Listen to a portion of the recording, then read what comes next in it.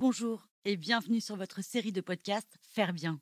Que mangerions-nous s'il n'y avait plus d'agriculteurs et d'éleveurs? Rien ou pas grand-chose. Or, leur nombre ne cesse de diminuer chaque année. Certains acteurs se mobilisent déjà pour faire bien, préparer la relève et faire face aux enjeux de demain. C'est pourquoi, à travers ce podcast, nous proposons de partager tous les 15 jours notre vision de l'agriculture biologique, mais aussi de vous faire découvrir le beau métier d'éleveur, la génération future et tous ceux qui pensent l'agriculture de demain autrement. Au programme, rencontres, innovation et immersion, bienvenue dans ce podcast Faire bien. Je me plais beaucoup dans le statut de vacher de remplacement agricole. C'est un métier qui est ouvert à tous, tout le monde est capable de le faire, j'en suis convaincue. Il n'y a pas de routine, on change tout le temps d'élevage. Ce que j'aime, c'est le fait d'être dehors et de travailler avec les animaux. C'est pour ça que j'adore mon métier. Humainement parlant, c'est très enrichissant d'échanger, de parler avec les agriculteurs. Pour moi, c'est la sérénité. Ce que j'aime, c'est la liberté de la liberté tout court, en fait.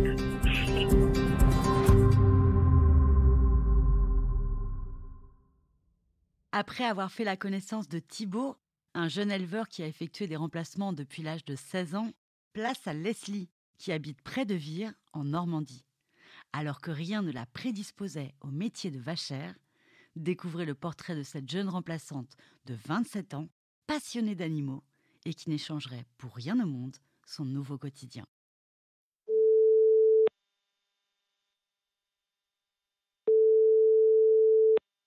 Bonjour, je m'appelle Letty Fougeret, je travaille au service de remplacement Vire-Saint-Hiver dans le Calvados en Normandie depuis 2018.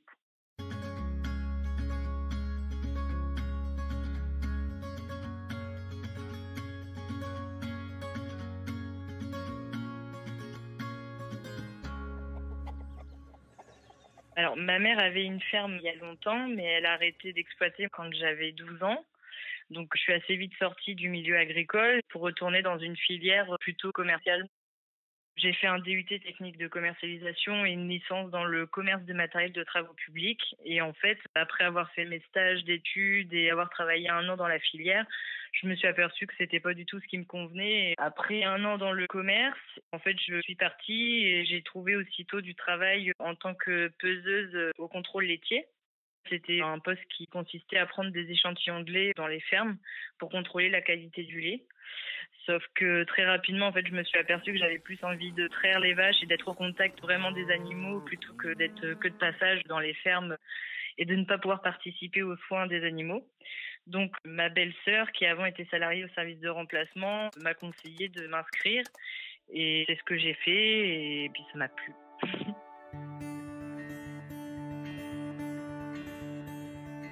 Au démarrage, j'avais un petit peu d'appréhension, mais en fait, aujourd'hui, il y a de plus en plus d'exploitations où les responsables agricoles s'associent, tiennent une ferme à plusieurs. Donc, mes premières traites, je les ai réalisées avec tout le temps un éleveur à mes côtés pendant la traite pour m'aiguiller et justement bien me former pour le restant des remplacements qui me restent à faire. Ils ne nous lancent pas non plus tout seuls dans les exploitations. On est souvent en binôme avec quelqu'un qui puisse nous aiguiller. Mon premier remplacement, c'était dans une grosse ferme avec 180 vaches, une grosse salle de traite assez fonctionnelle.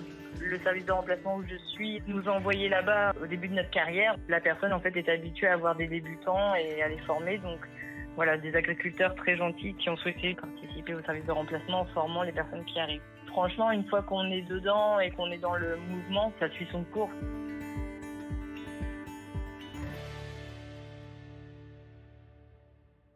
Ce qui me plaît vraiment au service de remplacement, c'est qu'il n'y a pas de routine. On change tout le temps d'élevage. Là, en fait, il y a beaucoup de découvertes et de surprises, donc c'est ça que j'adore. Pour ma part, il n'y a pas de journée type parce qu'il y a tout type de remplacement. Mais je dirais que dans notre secteur, les remplacements les plus courants, c'est souvent de la traite et soigner les veaux. Après, en fonction des remplacements, en fonction de la période de l'année, il y a tout le temps quelque chose à faire dans les fermes de toute façon.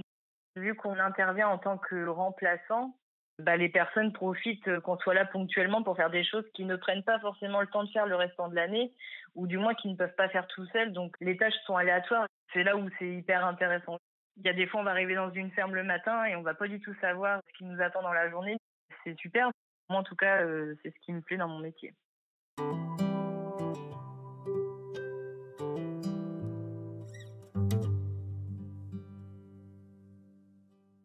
Même socialement parlant, c'est hyper enrichissant de voir plusieurs éleveurs, plusieurs personnes, plutôt que d'être dans une routine de salariés agricoles au même endroit.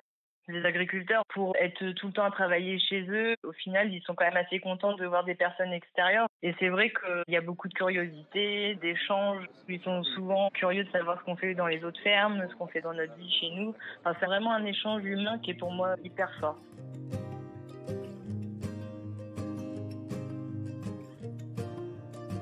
Il y a des fermes où on est amené à retourner plusieurs fois dans l'année.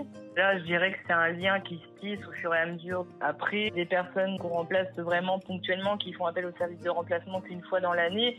En fait, c'est à nous de faire nos preuves, de poser les bonnes questions pour mettre l'agriculteur le plus en confiance possible, qu'il parte tranquille et que les deux parties soient satisfaites l'une de l'autre.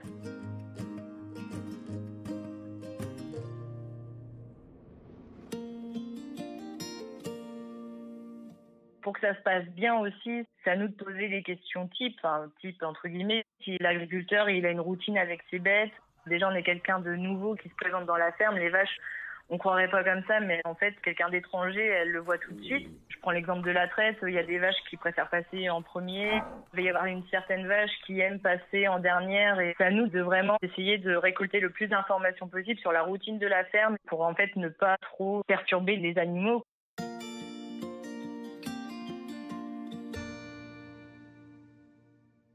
C'est beaucoup d'observations. On voit l'ambiance du troupeau, par exemple, quand on les ramène du champ pour aller à la traite. On voit tout de suite l'ambiance. Généralement, c'est quelque chose qu'on détecte assez vite. Si c'est un troupeau qui est plutôt agité, plutôt docile, je pense qu'il faut savoir adapter son comportement aussi au comportement des vaches. C'est ça qui nous permet d'appréhender le mieux les bêtes. Après, il y a du cas par cas. Il y en a toujours dans les troupeaux, on va dire des plus carnes, on dit, pour parler un petit peu plus familièrement. Il y a toujours une ou deux carnes dans un troupeau. C'est comme ça. C'est comme les humains, il y en a, voilà. Et à côté de ça, il y en a qui sont plutôt dociles, qui, avant de rentrer dans la salle de traite, vont s'arrêter, nous regarder. Des fois, c'est qu'elles veulent une petite caresse.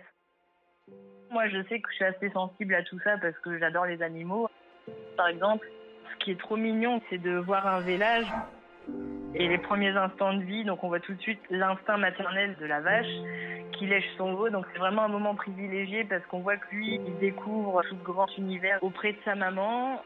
C'est hyper attendrissant de voir la première tétée, de le voir se lever, de voir ce moment. C'est juste une chance.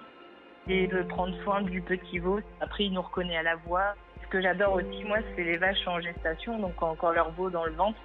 Ça m'est arrivé plusieurs fois d'en caresser et de sentir le veau bouger. C'est juste incroyable de sentir qu'il y a une vie qui est dans le ventre de la mère. Et d'autant plus qu'elle nous laisse partager ce moment avec elle, quoi.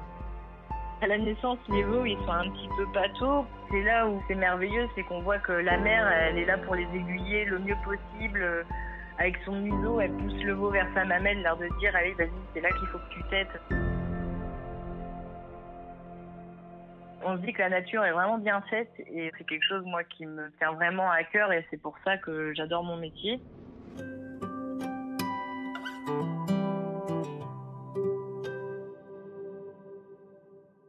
Moi, ce que j'aime, c'est le fait d'être dehors, déjà, et de travailler avec les animaux. Donc, je trouve que c'est plus simple de travailler avec les animaux qu'avec les humains pour avoir travaillé dans le commerce.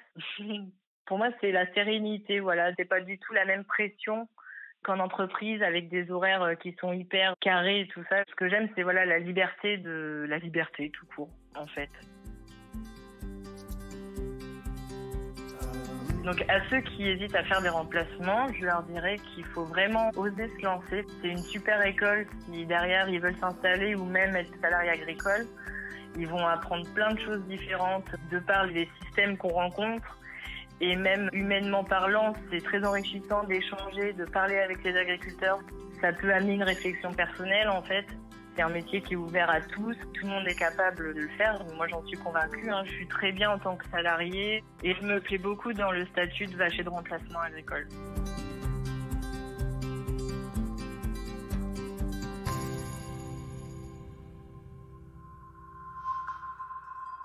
Vous avez aimé ce podcast? N'hésitez pas à nous laisser un like ou un commentaire sur votre plateforme préférée. Et pour ne manquer aucun épisode, abonnez-vous. À bientôt!